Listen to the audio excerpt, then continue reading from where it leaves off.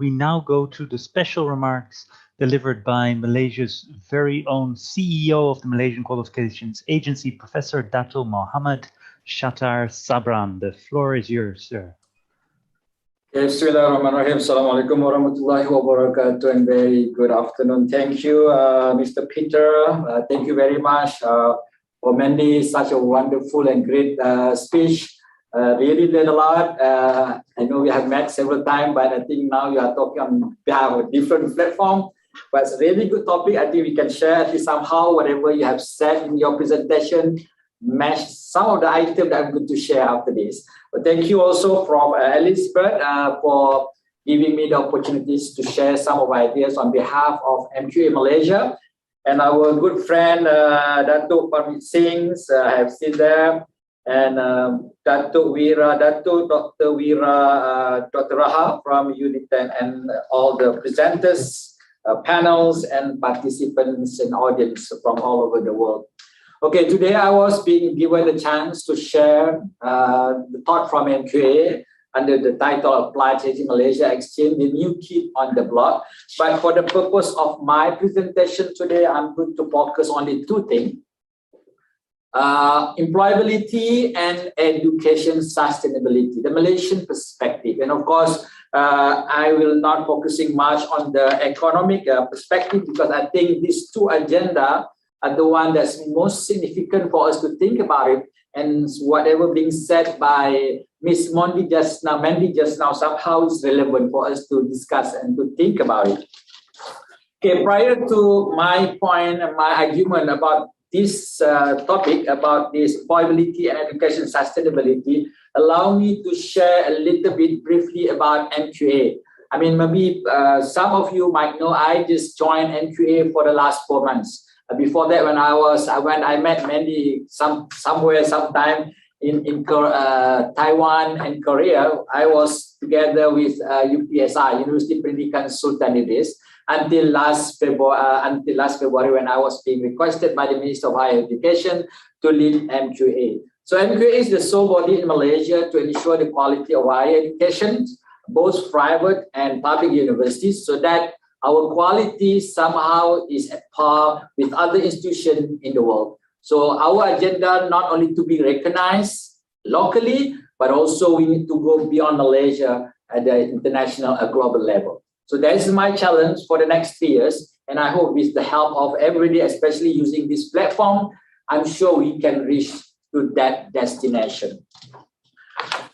Okay, then we have like a few functions of MQA. Of course, we have several functions, but for the purpose of today, I just want to share a little bit. So one of the most important agenda or function of MQA is to implement MQS as a reference point for Malaysian qualification. And under MQF, we have several lists of certificates, diploma, degrees, masters, and PhD. And those who are not listed within our MQF, they're not going to be recognized. So that's why it's so significant for students out there. If they are looking for higher education in this country, especially, they need to refer to MQF so that all the investment that they have put in their education is not going to be waste.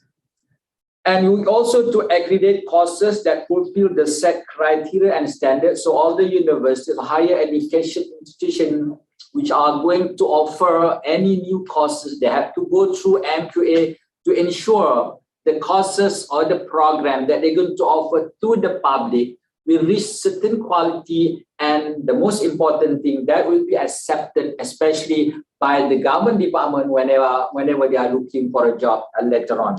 And the rest, I think you could read from our website, but these are the most important things. Okay. The next one is the real thought that I want to share today with the rest of the audience. Okay, this is how the public see us as higher education institution. Okay, this is how the public looking at UKM, UPM, and the rest of the university in this country, both public and private, and also together with other institutions from all over the world. Okay, as Miss Mandy was saying, I mean, before this, people always use ranking to identify whether your higher education institution is good or not, or no, whether you are number one, number two, the top 100, whatever. But as far as the public is concerned, especially in this country, Malaysia, if your higher education institution is able to produce or to ensure every single graduates who are leaving your institution get a job, and the public will say your institution is the good one.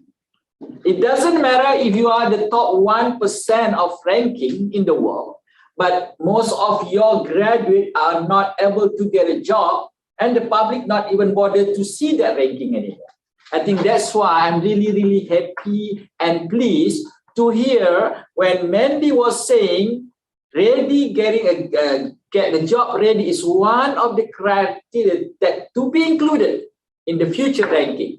So I think by having that ranking in the system, I'm sure the public will be eager to see whoever able to produce the higher graduate employability that will be demanded by the society to send the kid. I mean, I know ranking that we have now is significant, but if we fail to ensure a job after they graduate, that is not going to give any meaning to them. And I'm sure as a parent, we want to invest something to our kid, but of course, all the investment, we are expecting something in return, and the return must be something good.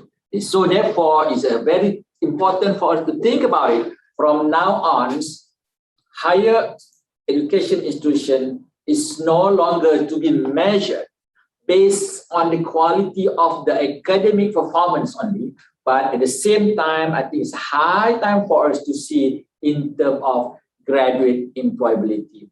As far as Malaysian is concerned, we have been struggling so hard to ensure graduate employability among our public and private institutions to go as high as possible. And of course, if you compare between the public and the private university in this country, we will see two different percentage about graduate employability. So again, in this slide, graduate employability is very significant for the future perception of the universities, whether public or private. Okay, but again, we also need to understand, and nowadays, I'm not sure what's happening all over the world, but as far as Malaysia is concerned, somehow something goes wrong with the graduate employability. People always like to blame the higher education institution. Somehow they believe that higher education institution is the sole factor that will contribute to graduate employability, whether it's going up or going down. But of course, we also need to understand there are so many factors that are affecting GE in this country or even in the world. Number one is economic stability. So if you have so good program, let's say you are offering the best program in the world, but the economic situation in your country is not stable, then it's definitely going to affect GE in your country.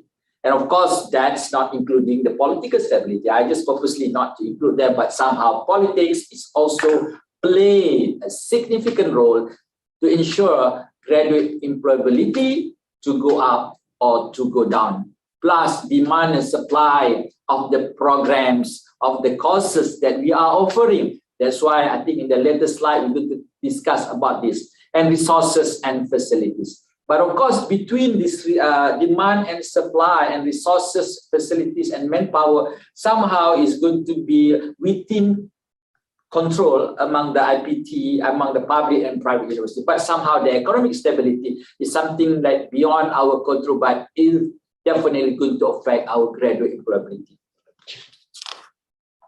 Okay, so therefore, my suggestions on behalf of MQA Malaysia, we would really, really encourage higher education institutions to think ahead. We need to think 10, 15, 20 years ahead. So we cannot just think what's happening tomorrow or next week. So that's why we are proposing, in order to allow us thinking 10, 15, 20 years ahead, we need to have all these 4 criteria that I have shared in my slide. Of course, adapting to VUCA world, volatility, uncertainty, complexity, and ambiguity. That's what Miss Mandy was saying. All the jobs that are going to be created in the future were never been thought before. In this world, we never thought about the job, talking about cyber, we're talking about digital for the last 10, 15 years. But now they are in demand. But of course, we cannot stop there. We need to think far away ahead. Like, for example, when COVID-19 hit the world, nobody thought about it. But I do know some countries, they were predicted things like this might happen, and therefore they're working so hard to produce a vaccine and things like that. So again, as a higher education institution, we have to be involved in this VUCA thing so that we are ready for whatever happening in the future. And of course, we have to act as a problem solver.